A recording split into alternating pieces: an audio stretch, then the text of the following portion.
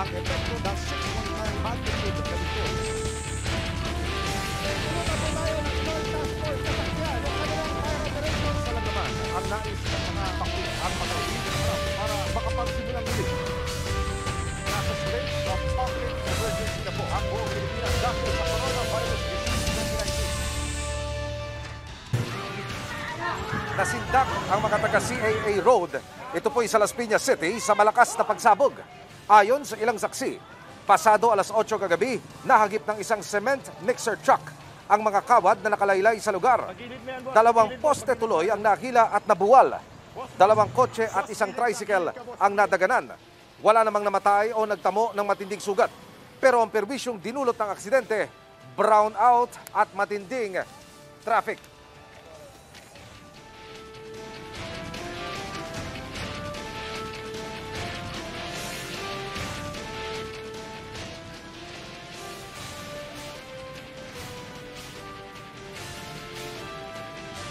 Magandang hapon, ito ang News TV Quick Response Team. Sumusugod kahit saan sa ngalan ng katotohanan. Mga kapuso, dito pa rin tayo sa Paniki Tarlac. Patuloy nating binabantayan ang kaso ng pagpatay ni Police Staff Sergeant Junel Nuesca sa mag-inang kapitbahay na sina Sonia at Frank Anthony Gregorio. Una ko pong iniulat sa inyo kahapon na humingi na po ng tawad si Police Staff Sergeant Junel Nuesca sa nagawa niyang krimen. Pati ang pag-abot ng financial assistance ng DSWD sa mga naulila ni Sonia at Frank Anthony Gregorio. Ililibing po, mga kapuso, ang mag-ina sa December 27. Pati po ang gobernadora ng Tarlac naglabas ng sentimiento sa krimen. Narito reporting Mai Bermudez. Nagsisisi ka ba, Nel? Yes, sir. Yes, sir. Makipagtisisi, sir. Nagsorry na kahapon si Police Staff Sergeant Jonel Nuesca sa pamilya Gregorio at nagpahayag ng malaking pagsisisi sa nagawang krimen. Ginawa ko magbibigay statement sa court na lang po. Matapos po yung kaso, doon po na po sa court sasagutin lahat ng mga katanungan, sir. Hirap naman ang pamilya ni Sonia at Frank Anthony Gregorio na tanggapin ang sorry ni Nuesca na magpapaskong nagluluksa. Nagsagawa naman na ng psychological support at debriefing ang DSWD para sa anak ni Nuesca at pati na sa iba pang minor de edad at iba pa na nakasaksi sa krimen. Dumalaw din kahapon si PNP Chief De Bolsina sa burol ng mag-ina at sa Paniki Police Station. Naglabas naman ng saloobin si Tarlac Governor Susan Yap sa pagpatay sa mag-inang Gregorio. Aniya, galit ang nararamdaman ng buong probinsya. Makikipagpulong si Governor Yap ngayong araw sa ilang opisyal kaugnay sa kaso. The stand of the province is we're angered. I was telling the family this is the first time I've gone to a wake that I am not, hindi sadness ang nafe-feel ko, hindi sympathy but anger to what has happened. So far, there's no word yet. Sa ngayon ay naghihintay na lang ang pulisya ng commitment order mula sa korte para malaman kung ililipat ba ng kulungan si Nuesca. Mai Bermudez, GMA News. Kahapon, mga kapuso, sa pagdalaw dito sa Paniki Police Municipal Station ni Chief PNP De Bolsinas, naihayag niya sa kanyang press conference na matapos nga hong tanggapin na ng hukuman itong inirekomendang kasong double murder ng piskalya laban kay Police Staff Sergeant Junel Nuesca ay hindi na dapat naririto pa sa Municipal Police Station ang suspect at kailangan na itong ilipat sa BJMP facility bilang protocol. Pero hanggang sa mga sandaling ito, mga kapuso, batay na rin po sa pakikipag-ugnayan natin sa Tarlac Police Provincial Government maging sa Paniki Municipal Police Station, hindi pa rin sila nakatatanggap ng commitment order mula po sa hukuman. Nagpa-follow up daw sila pero wala pang reply at hindi nila saklaw ang pagpapalabas ng commitment order na siyang hukuman lamang ang makapagpapalabas at may kapangyarihang makapagpalabas. Nagkaroon po tayo ng pagkakataon na masilip kanina si Police Staff Sergeant Nuesca at gaya po ng akin nabanggit, nananatili siya dito po sa lock-up cell. Nakausap po natin ang Police Chief ng Paniki Municipal Police Station kanina, si Police Lieutenant Colonel Rumbawa. Inihayag niya at nilinaw niya na wala pong VIP treatment. Kung ano raw ang tratong tinatanggap ng ordinaryong bilanggut preso na narito ngayon sa Lakap Cell. Ganun din daw ang trato dito kay PO3 Nuesca. Samantala, nagsindi ng kandila para po sa mag-ilang Gregorio ang ilang grupo sa labas ng isang presinto sa Cagayan de Oro City.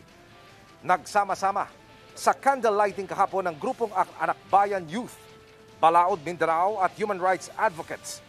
Kinundina nila ang karumal-dumal na pagpatay ni Police Staff Sergeant Junel Nuesca sa mag-inang Gregorio sa Tarlac. Nanawagan ng grupo ng agarang hustisya para po sa mag-ina, pati na sa mga biktima ng extrajudicial killings sa bansa. Dahil sa pagpatay ni Police Staff Sergeant Junel Nuesca sa mag-inang Gregorio, naungkat ang mga dati ng kinasangkutang kaso ng pulis gaya po ng homicide at extortion. Mga kasong sabi ng hepe ng PNP ay hindi pa naman daw masasabing red flag noon. Narito ang report ni Jude Veneracion. Sa record ni Nuesca, nito lamang October 21, 2020, pinarusahan siya ng NAPOLCOM o National Police Commission dahil sa grave misconduct, kaugnay ng reklamong pangingikil. The penalty of demotion will be imposed on his present rank. So kung ano po yung rango niya ngayon, he will be demoted by 1 rank. Naka-assign noon si Nuesca sa Tactical Motorcycle Unit ng Taguig City Police Station nang inireklamo ng extortion. Ayon sa NAPOLCOM, nangyari extortion case noong 2014 sa Taguig City. Isang tricycle driver at kanyang pasahero ang hinuli ni Nuesca at kanyang kasamang pulis. Matapos makuhanan sila ng patalim at isang sachet ng hinihinalang shabu sa routine inspection. Dinala sila sa presinto at doon na nangyari ang pangingikil. Allegedly, in exchange for their temporary freedom, yung hinuli nila na nasa tricycle, hinihinga nila ng pera. Hindi lang nakalagay kung magkano exact amount na hinihingi nila. May 5 iba pang napaulat na administrative case laban kay Nuesca sa IAS o Internal Affairs Service ng PNP. Kabilang dito ang hindi pagpapasailalim sa random drug test noong 2014, kaya siya nasuspende ng 31 days. Noong 2016, kasama siya sa anti-drug operation sa Parañaque, kung saan 2 sospek ang napatay. Noong 2018, idinawit naman siya sa pagkakapatay sa isang sospek sa isang anti-drug operation na naman sa Parañaque. Parehong na-dismiss ang mga kaso noong 2019 dahil walang nakitang substantial evidence ang IAS. Kung ikaw ay mapatunayan na legitimate performance of duty under Article 11 in the eyes of the law, as if you did not commit the crime although may namatay during performance of duty.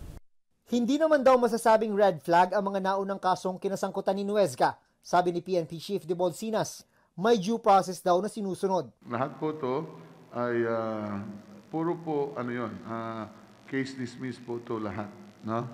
Because of lack of evidence and witnesses to pursue the admin cases. So more or less, ang criminal din ay wala rin na-file against sa kanya. Pero sa nangyaring pamamaril ni Nuesca, malinaw daw ang nagawa nitong kasalanan, sabi ni Sinas. Ginagawa raw ng IAS at NAPOLCOM ang lahat para malinis ang hanay ng PNP. June Veneracion, GMA News. Mahigit 50 bansa na ang tila pinagsarhan ng pintuan ang Britanya dahil sa bagong strain ng COVID-19 virus noon. Batay po yan sa ulat ng BBC. Dagdag na sa mga bansang iyan ang Pilipinas. Ayon sa Malacanang, hindi papapasukin sa bansa ang lahat ng flight galing UK. Simula 12:01 ng umaga bukas, December 24 o bisperas ng Pasko hanggang December 31, bisperas ng bagong taon. Lahat ng pasaherong may travel history sa UK, kahit iyong mga transit lang doon, 1 linggong hindi papapasukin sa bansa. Iyong mga darating bago mag 12:01 ng umaga ng December 24, papapasukin. Pero, kailangang mag-quarantine ng 14 days sa Athletes Village sa New Clark City kahit magnegatibo pa sila sa RT-PCR o yung swab test. Wala namang ban sa flights mula Pilipinas papuntang Britanya, pero dapat sumunod ang mga ito sa protocol ng 2 bansa. Pabor po ang ilang senador na magpatupad ng flight ban sa United Kingdom at maging temporary ban sa pagpasok ng mga turista galing Europa dahil sa bagong variant ng coronavirus. Ayon kay Senate Minority Leader Franklin Drilon, dapat magdesisyon agad ang Department of Health kaugnay nito. Hindi na raw dapat maulit ang nangyari noong Pebrero na hindi agad ipinagbawal sa bansa ang mga flight galing China. Sabi naman ni Senator Joel Villanueva, kung ang European Union nga nagpatupad ng travel ban, dapat sumunod na rin tayo. Nasa huli raw ang pagsisisi. Dagdag ni Senator Ralph Recto, dapat gawin ng gobyerno ang lahat para matiyak ang kaligtasan ng publiko. Mga kapuso, isa na namang pamilya ang magpapaskong nagluluksa. Patay sa saksak ang isang ina sa Zamboanga del Sur. Suspect po ang mismong mister. Ang sinasabing ugat ng krimen, alamin sa report na ito.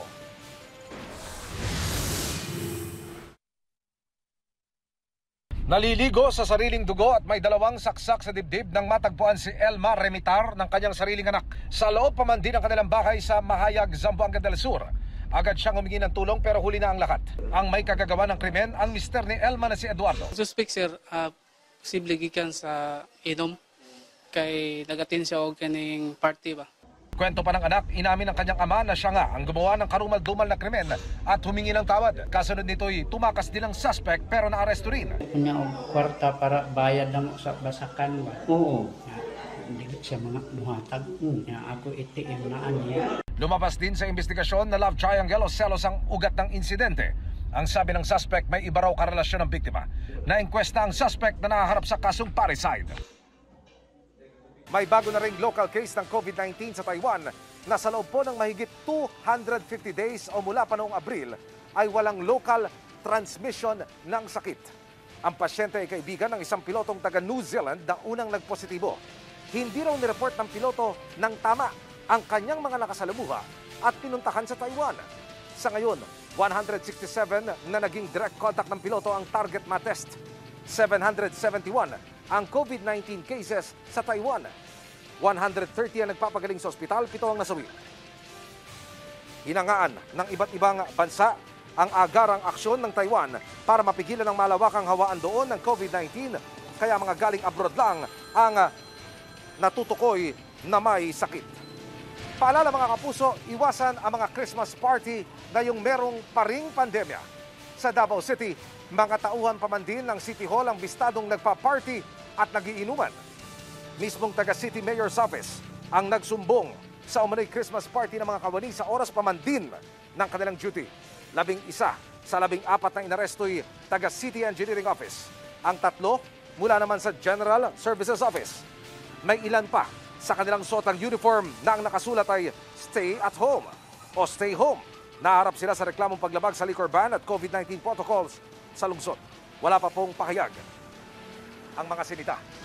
Ilang imported cases ang kabilang sa 11 mga bagong tinamaan ng COVID-19 sa Ilocos Norte. 2 po ay umuwi galing Valenzuela at Cagayan. 3 ay galing abroad. May 2 ring APOR o allowed persons outside of residence.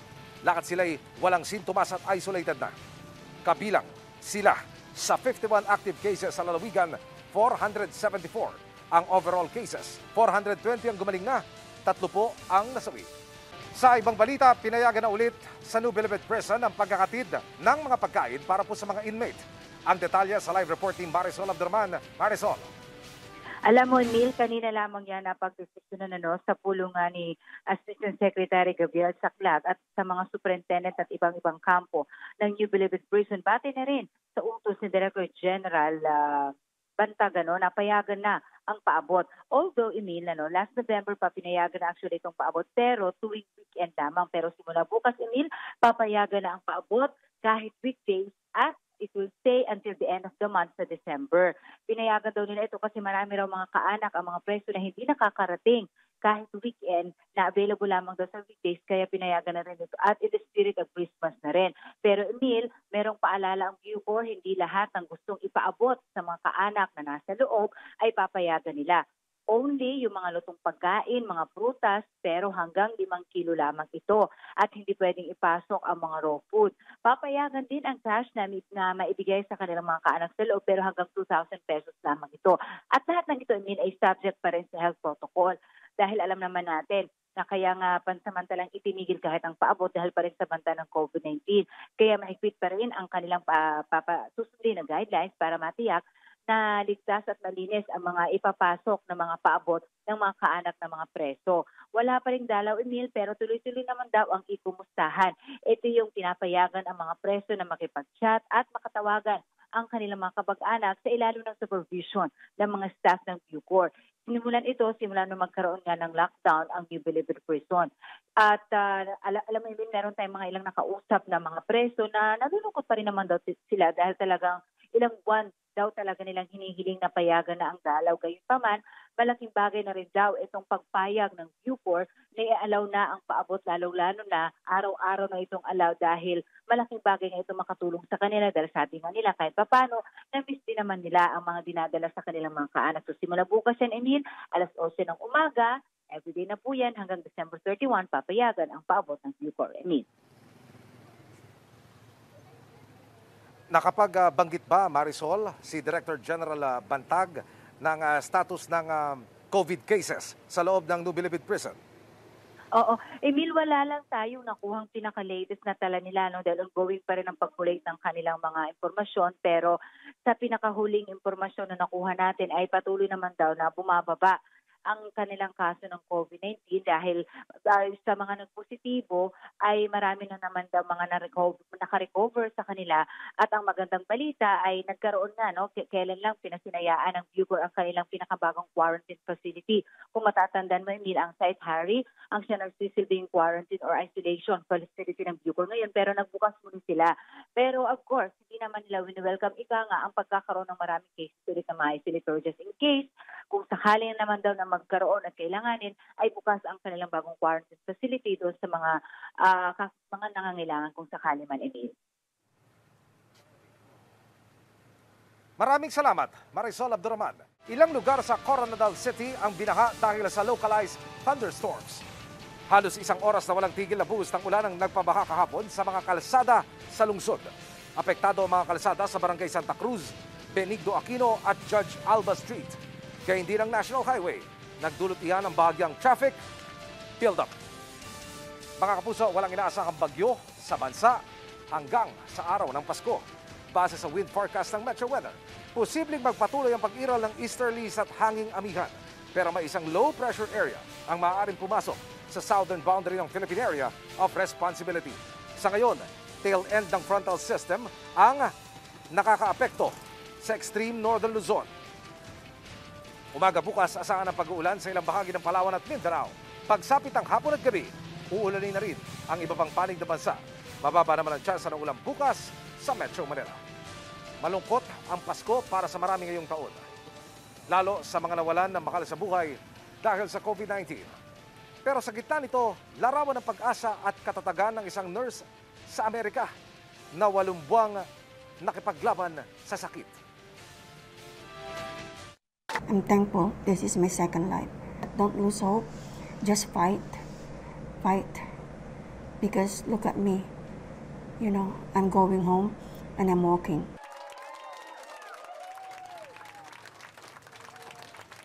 Sinalubong ng mainit na palakpakan ng staff ng St. Mary Medical Center sa California ang veteranang ICU nurse na si Merlin Pambuan. 40 taon ng nurse doon si Pambuan. Pero nitong tagsibol, siya naman ang na-ICU dahil po sa COVID-19. Ilang beses na siyang muntik mamatay, ayon po sa kanyang mga doktor. 4 na buwan siyang nakakabit sa ventilator para pumabuhay. Nang tanggalin ang ventilator, inabot naman ng ilang linggo ang kanyang therapy. Sa rehab ward pa nga siya nagdiwang ng kanyang 66th birthday. Ngayon, kailangan pa ni Pambuan nakabitan ng oxygen. Pero nakakapaglakad na siya kahit wala pong tungkod. Batid niyang magiging mahirap ang kanyang recovery. Pero mensaheng nga niya sa ibang nakikipaglaban din sa COVID-19, huwag susuko. At yan ang mabibilis na mga balita at impormasyon. Mga kapuso, 2 days na lang po, Pasko na. Ako po si Emil Sumagi para sa Pilipino. Ito ang News TV Quick Response Team. Sumusugat kahit saan sa ngalan ng katotohanan.